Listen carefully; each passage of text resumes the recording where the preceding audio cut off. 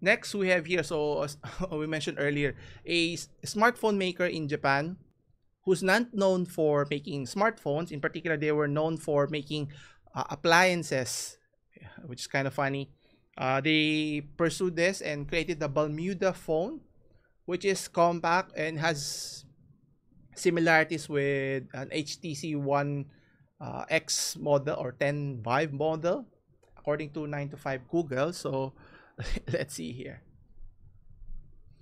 So as you can see here, the phone is nothing too spectacular. That's not going to compete with any Samsung smartphones or even Apple phones here. But it has a different purpose here. So obviously, the main goal of the company here is to focus more on the functionality of what a phone would be used for, and obviously for an appliance company, I think they want to promote more in terms of their products, I think, and offering better functionality and ergonomics here. Now, in terms of features, it has the bells and whistles of a typical phone, but in terms of its ergonomics, so let's see here. So you can see it looks bulky, but if you notice here, it's easy to handle it at the palm of your hand. And I think obviously we've reached to a point. I mean, even my S21 Ultra, as you can see here, it's a bit big. I would have should have chosen the standard S21 model, but I was looking for a bigger screen real estate, so that's why I chose the bigger one. But I'm having second thoughts now, but that's too late now. But for this one, the Balmuda Phone, as mentioned, is using an Android one and has similarities with the HTC One model, and it has a Pixel for a specification. So let's take a closer look here. So it was mentioned here that the phone was designed for a shape that fits naturally in your hand. Now, it's not just the size that they focus on, but also is the back curve. So making it form factor, so when you grip it, it's tightly. See, obviously, this particular phone, the S21, it's flat. So if you don't grip it properly, it might slip out of your hand. Now, thankfully, I have a case that can absorb the impact, so I'm not worried about that. But obviously, if it's a smaller phone, you can easily grip it better, so it would not drop off, similar to like this one, a water bottle. So it's curved, so it's easily grippable, so you have more surface to attach to it.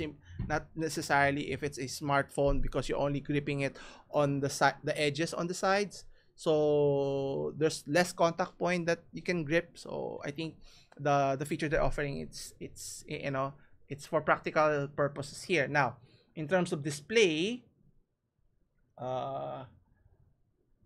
proportion does not only include any straight lines. So let's see here. So it's not big as mentioned. So it only has 4.8 each screen, and it has a 1080p screen. So basic enough, not too big. And in terms of its battery, 2500 milliamps, so not that big also. But if it doesn't eat up a lot of battery resources, so I think could last longer, because for me, that's why I chose this one, because it has a bigger battery capacity, so it could last longer, well, a day technically. And then it has already USB Type-C, which is, I think, remarkable. Shout out to Apple. Anyway, it has the Snapdragon chip, the 765, with 6 gigabytes of RAM, which is okay. And then you have an internal storage of 128 gigabytes. So pretty substantial. Not that big, but not too small also. And then it has Pixel 4a 5G, so it has the latest features, and has a 48 megapixel rear camera, which I thought that when I read this article that they would have a less inferior capacity or megapixel here, but they didn't skip on that one. And what's interesting here, it has an 8 megapixel front-facing camera here. And then it has NFC and an IP44 water and dust-proof ratings, which, a phone needs to have this, I think, basic features for all of it, especially if you're paying tens of thousands, hundreds of thousands of dollars, or even pesos, that you expect that a device would be that reliable and would be used for several years, not just a yearly investment and so forth. So it looks like this one. So you can see here.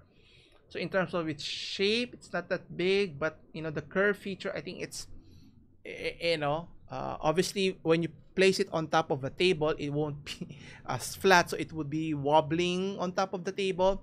But obviously when you're holding it, using it for daily usage, I think it has provide a better functionality there as well. So it has Android 11 phone custom software and running Google services. You have typical Chrome, Play Store, the search, Gmail Drive, and the whatnot here. So is it a compelling case for people to purchase these types of game? Maybe. You know, obviously, if it's at the end of the day, it's all about the pricing here, and if it's affordable enough, I think people would be compelled to buy, especially for price conscious people, right? And if it offers tremendous value, I think they're offering. Oh wait, how much? The unlocked Balmuda phone will cost around 104,000 yen. So roughly, it's kind of expensive. So that's roughly around 50,000 pesos. So even $900 if you convert it. Yeesh. So roughly around 40 to 50,000. So it's not cheap. So unless they offer something else that would be unique, unless I don't know. I don't think it would be a worthwhile investment if that's the case here. But you know, who knows? You know, people always like certain designs, but will it be a big sell in the market? We'll see.